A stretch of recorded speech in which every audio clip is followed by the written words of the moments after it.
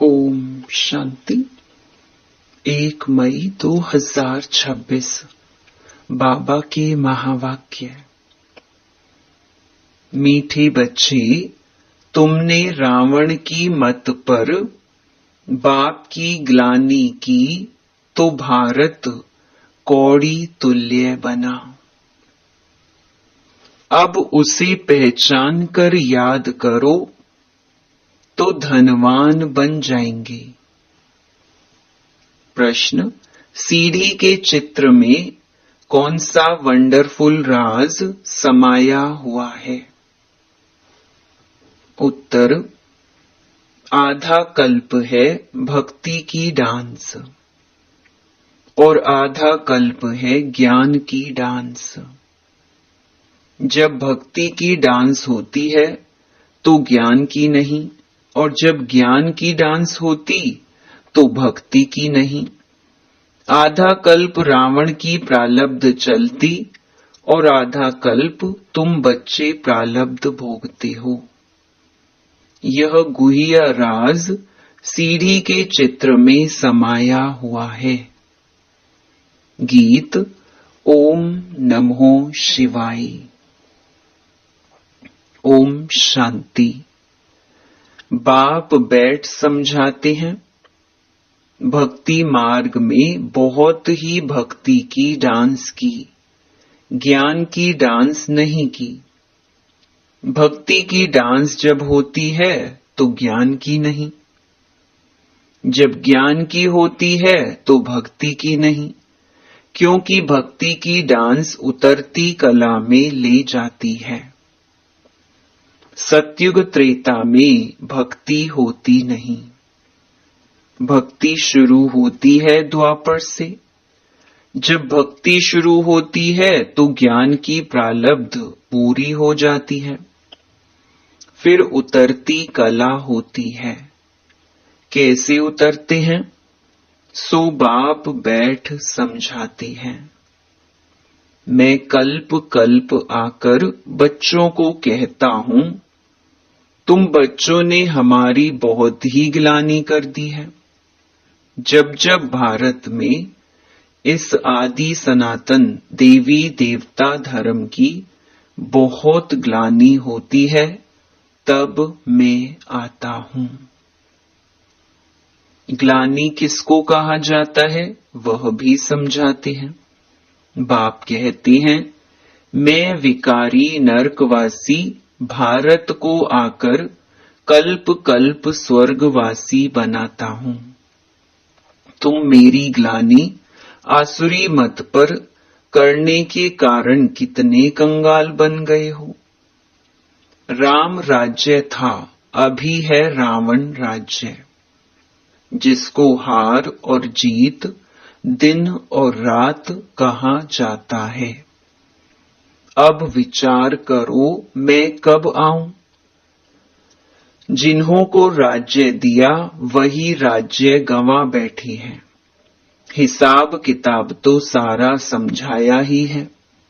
मैं आकर वर्षा देता हूं, फिर रावण आकर तुमको श्रापित करते हैं। भारत को खास, दुनिया को आम। भारत की महिमा का भी किसको पता नहीं है। पहले पहले भारत ही था, कब था, कैसे था, कौन राज्य करते थे, किसको भी कुछ पता नहीं है, कुछ भी समझते नहीं है। जो देवता थे शक्ल मनुष्य की, सीरत देवताओं की थी। अब सूरत भल मनुष्य की है, सीरत आसुरी है। जिसको समझाते हैं वह समझते नहीं है, क्योंकि पारलौकिक बाप को ही नहीं जानते और ही बैठ गाली देते हैं। बाप की ग्लानि करते करते बिल्कुल ही कौड़ी तुल्य बन गए हैं। भारत का डाउनफॉल हो गया है। ऐसी हालत जब होती है, बाप कहते हैं, तब मैं आता हूं। अभी तुम बच्चों को सम्मुख समझा रहा हूं। कल्प पहले भी ऐसे ही समझाया था। यह देवी संप्रदाय की स्थापना हो रही है। मनुष्य से देवता बन रहे हैं। मनुष्य को यह पता ही नहीं है कि बाप कब आते हैं। सतयुग त्रेता में तुम बड़ी खुशी में प्रारब्ध भोगते हो, फिर द्वापर से रावण का श्राप पाते पाते बिल्कुल ही खत्म हो जाते। जैसे देवताएं प्रारब्ध भोगते भोगते त्रेता के अंत में खत्म हो जाते हैं, फिर रावण की आसुरी प्रारब्ध शुरू होती है। भक्ति भी पहले अव्यभिचारी होती है, फिर व्यभिचारी होती है।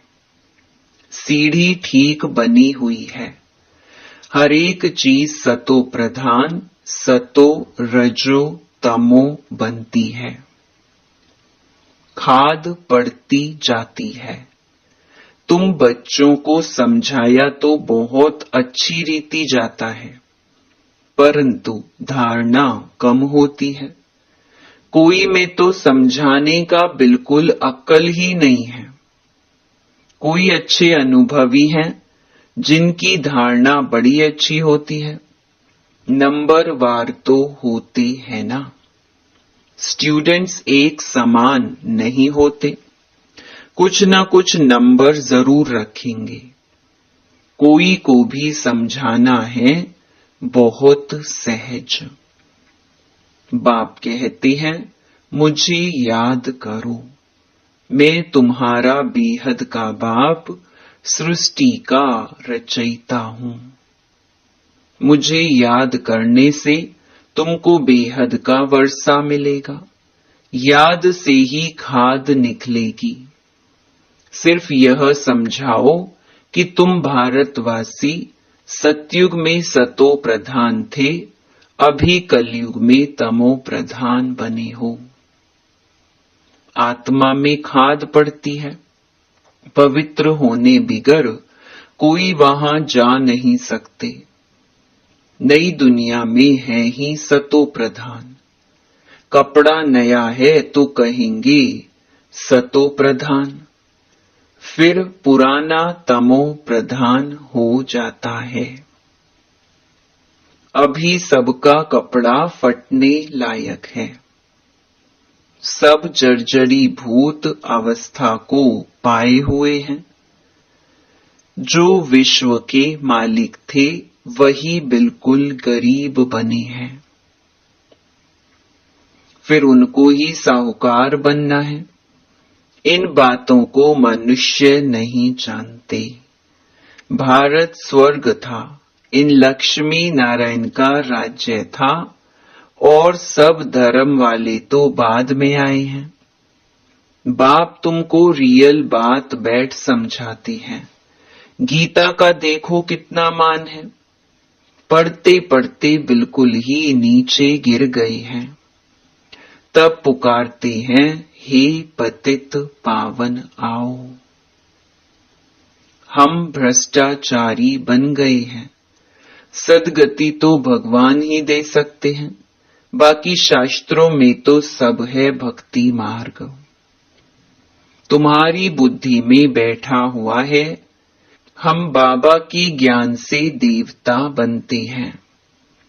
अब सारी दुनिया से वैराग्य है। सन्यासी भी भक्ति करते हैं, गंगा स्नान आदि करते हैं ना।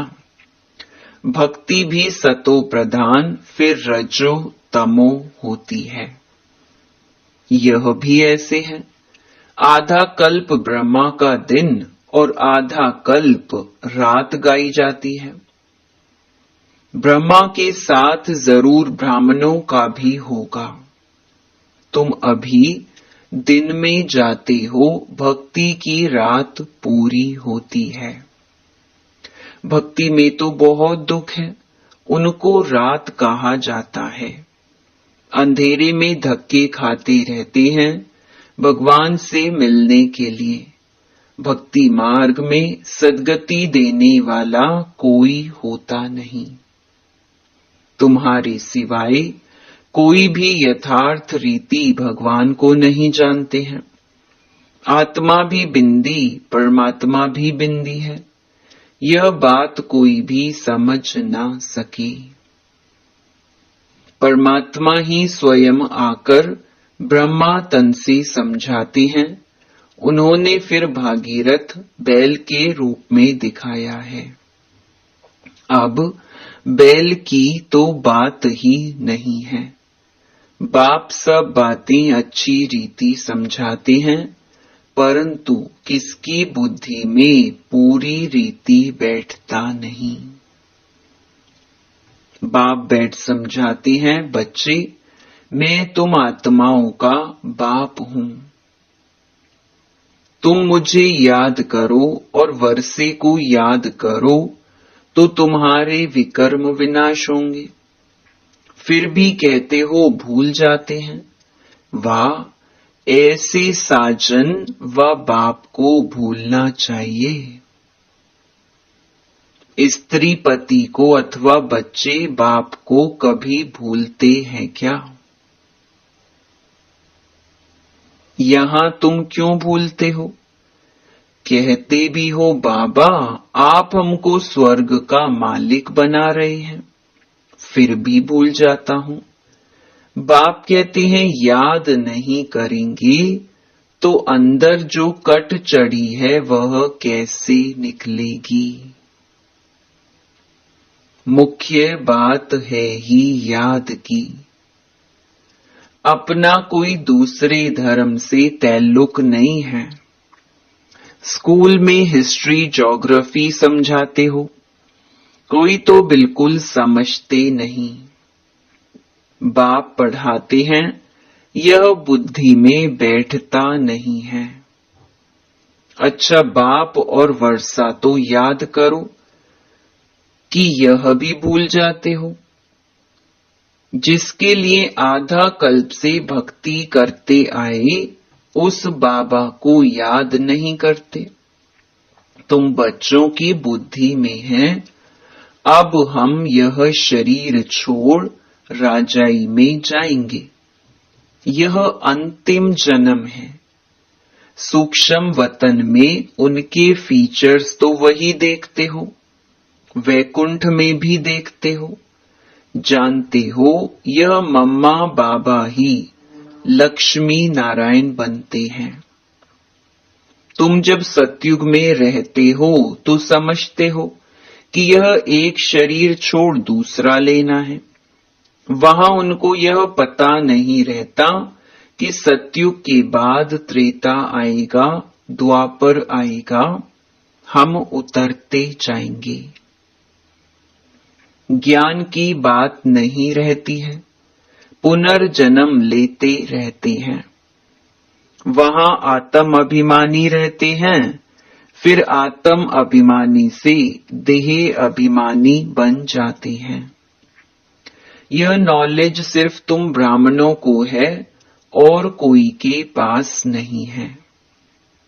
यह ज्ञान ज्ञानेश्वर जो ज्ञान का सागर बाप है वही सुनाते हैं। जरूर ब्रह्मा के बच्चे ब्राह्मणों को ही सुनाएंगे। ब्रह्मा के बच्चे हैं ब्राह्मण संप्रदाय। रात दिन का फर्क है। तुम पुरुषार्थ कर संपूर्ण गुणवान बनते हो। संपूर्ण निर्विकारी गृहस्थ व्यवहार में रहते भी तुम बाप को याद करो। कर्म तो करना ही है। बुद्धि का योग बाप के साथ लगा रहे। कर्म भल कोई भी करो, बढ़ई का काम करो व राजाई का करो। राजा जनक का भी गायन है ना, राजाई करते रहो परंतु बुद्धि का योग बाप के साथ लगाओ तो वर्षा मिल जाएगा। बाप कहते हैं मन मना भव मामेकम याद करो। शिव बाबा कहते हैं, सिर्फ शिव कहने से लिंग याद आएगा और तो सबके शरीर का नाम लिया जाता है। पार्ट शरीर से बजाते हैं, अभी तुमको आत्म अभिमानी बनाया जाता है जो आधा कल्प चलता है। इस समय सभी हैं देह अभिमान में। वहां आत्म अभिमानी होंगे यथा राजा रानी तथा प्रजा। आयु तो सबकी बड़ी होती है, यहां सबकी आयु कम है। तो बाप सम्मुख बैठ बच्चों को कितना अच्छी रीति समझाते हैं, ही आत्माओं, क्योंकि आत्मा ज्ञान लेती है, धारणा आत्मा में होती है। बाबा को शरीर तो है नहीं, आत्मा में सारा ज्ञान है। आत्मा भी स्टार है, बाबा भी स्टार है। वह पुनर्जन्म नहीं लेते हैं, आत्माएं पुनर्जन्म लेती हैं। इसीलिए बाबा ने काम दिया था कि परमात्मा की महिमा और बच्चे की महिमा लिखकर आओ। दोनों की अलग अलग है। श्री कृष्ण की अलग महिमा है, वह साकार वह निराकार। इतना गुणवान किसने बनाया? जरूर कहेंगे परमात्मा ने बनाया। इस समय तुम ईश्वरीय संप्रदाय हो, तुमको बाप सिखला रहे हैं, पीछे फिर प्रारब्ध भोगते हैं। सतयुग में तो कोई नहीं सिखलाएंगे, भक्ति मार्ग की सामग्री ही खत्म हो जाती है।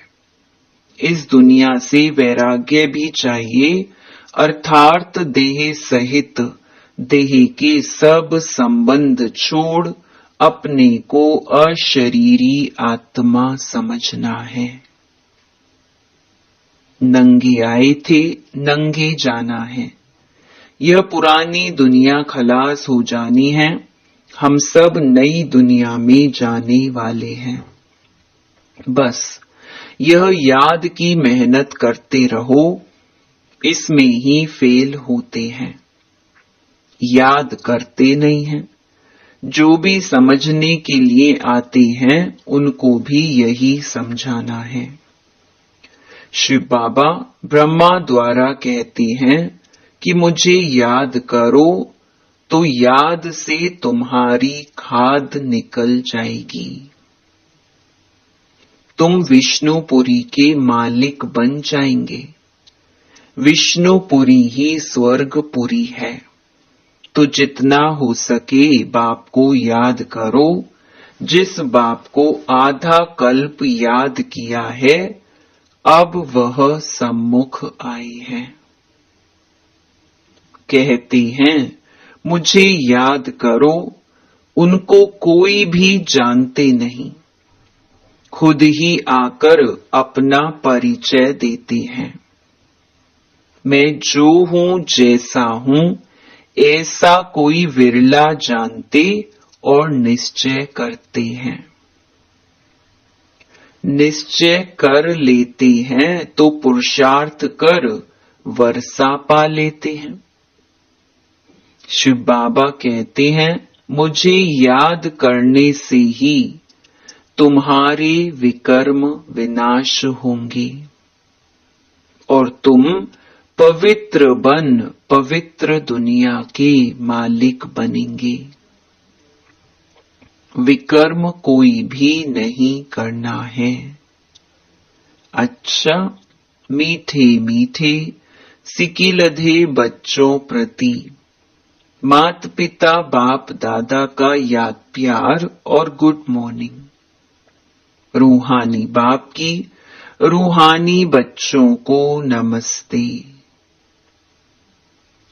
धारणा के लिए मुख्य सार। पहला, पुरुषार्थ कर संपूर्ण गुणवान बनना है। कर्म कोई भी हो, लेकिन बाप की याद में रहकर करना है। कोई भी विकर्म नहीं करना है। दूसरा, यह पुराना कपड़ा शरीर जर्जरी भूत है, इससे ममत्व निकाल देना है। आत्मा को सतो प्रधान बनाने का पूरा पूरा पुरुषार्थ करना है। वरदान, सदा अतीन्द्रिय सुख की अनुभूति करने वाले अटल अखंड स्वराज्य अधिकारी भव।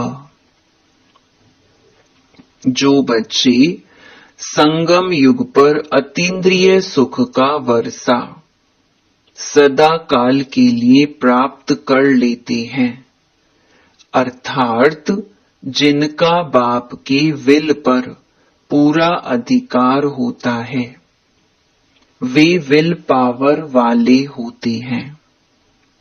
उन्हें अटूट अटल अतीन्द्रिय सुख की अनुभूति होती है। ऐसे वारिस अर्थात संपूर्ण वर्षे के अधिकारी ही भविष्य में अटल अखंड स्वराज्य का अधिकार प्राप्त करते हैं।